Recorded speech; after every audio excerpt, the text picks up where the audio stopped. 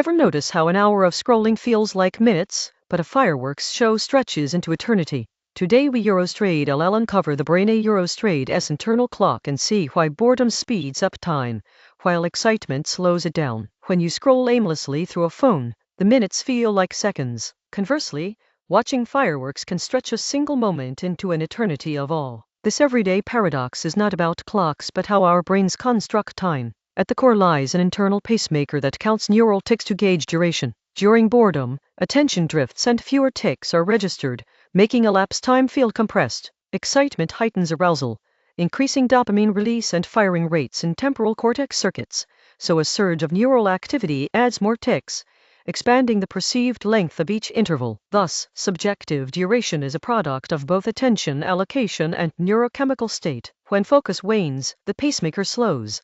When it speeds up, time stretches. This mechanism first view explains why a dull lecture feels like an hour and a thrilling concert lasts forever, while understanding these processes helps us manage productivity and savor moments by modulating attention and arousal. Neuroscientists model this with scalar timing theory, where a central clock emits pulses that are counted by working memory. When attention is split, fewer pulses reach memory, compressing subjective time. When fully engaged, more pulses accumulate, dilating it. Practically, this means that setting clear goals and maintaining focus can make long tasks feel shorter, while novelty keeps the clock ticking faster. Pause 0.8. When you are bored, your mind drifts inward and fewer external events capture attention, causing the internal clock to tick faster in perceived time. The pacemaker accumulator model explains this by showing that each attentional focus generates a pulse that is counted by an accumulator. When attention is directed toward external stimuli, the pacemaker emits pulses at a normal rate and the accumulator records them steadily. In contrast, when your mind wanders during boredom, fewer pulses reach the accumulator because attention is diverted to internal thoughts. This reduced pulse count makes the brain perceive that less time has passed, so the passage of time feels accelerated. Conversely, when you are excited, attention is intensely focused on external events, increasing the number of pulses captured by the accumulator. The higher pulse rate causes the accumulator to reach its threshold faster, making the brain think more time has elapsed. Thus, excitement stretches perceived duration, because your internal clock is effectively running slower relative to external reality. This mechanism demonstrates how attentional allocation directly modulates the pacemaker accumulator system, shaping subjective time. By training attention toward meaningful stimuli, you can consciously influence how fast or slow time feels during different activities. For example, a countdown timer during a test creates external urgency that heightens attention, causing the internal clock to slow and making each minute feel elongated. Pause 0.8. When we experience an event, our brain encodes a series of discrete memory traces that collectively form the mental record of that interval. The hippocampus is the primary region responsible for binding these traces into coherent episodic memories, and its activity level rises with cognitive demand. During boredom, attention drifts, and fewer distinct cues are processed. Consequently, the hippocampus generates a sparse stream of memory points along the timeline. Because our subjective clock relies on the density of these memory markers, a thin line of traces makes the passage feel compressed and time seems to speed up. In contrast, excitement triggers heightened arousal, increased sensory input, and rapid shifts in focus that flood the hippocampus with rich, varied information. This burst of encoding produces a dense lattice of memory nodes, giving our internal timeline a fine-grained resolution. When we later recall the interval, the brain interprets the abundance of markers as evidence that more time had elapsed, stretching our perception. Neuroimaging studies show that during thrilling activities, hippocampal activation is markedly higher than during monotonous tasks, supporting this mechanism. Thus, the subjective speed of time is not a property of clocks but an emergent feature of how many distinct memories we accumulate while passing through an event. By consciously engaging in varied stimuli, changing scenery, interacting with others, or challenging oneself, we can modulate memory encoding and thereby influence our experience of duration. Pause 0.8. When we experience boredom, our brain Eurostrade-S dopamine output from the ventral tegmental area drops, creating a low-activity baseline in the brain's reward circuitry. This reduced dopaminergic tone slows the firing rate of neurons in the basal ganglia that act as an internal pacemaker in the motor planning network. The pacemaker Eurostrade-S slower rhythm means fewer time ticks, are registered during each real-world second, so moments feel elongated. Conversely, excitement triggers a surge of dopamine release into the striatum, amplifying basal ganglia activity. The heightened firing rate speeds up the internal clock, producing more time ticks per real-world second. Because we perceive many more ticks, the same duration feels compressed and passes quickly. Neurochemical imaging shows dopamine molecules traveling along axons from the ventral tegmental area to target neurons in the striatum. In low dopamine states, the animation depicts sparse, slow-moving particles.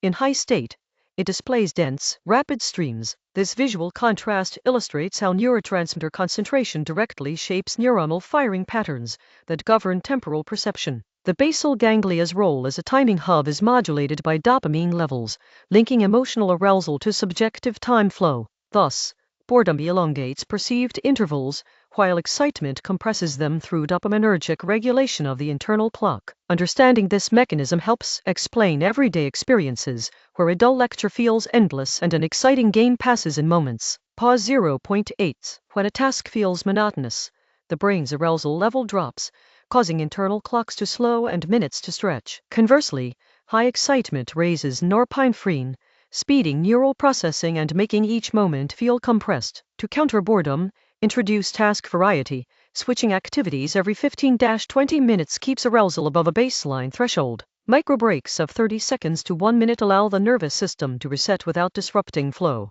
The Pomodoro technique, which segments work into 25-minute intervals followed by 5-minute rests, leverages this principle. Mindfulness practices, such as focused breathing, slow the internal clock and increase present moment awareness. A brief, deliberate inhale followed by a controlled exhale can raise heart rate variability, signaling calm arousal. Visual cues like the before/after clock speed comparison help learners see the effect of these interventions. When excitement spikes, short grounding exercises such as counting backward from 10 can temper the rush and restore temporal balance. By systematically applying these evidence-based strategies, individuals can shape their subjective experience of time to support focus and productivity. Practicing these techniques consistently transforms the perception of time from a passive backdrop into an active tool for achievement. Pause 0.8. When we are bored, our attention drifts away from external stimuli, causing the internal pacemaker that generates time pulses to slow down. This slower pacemaker produces fewer ticks per unit of real time,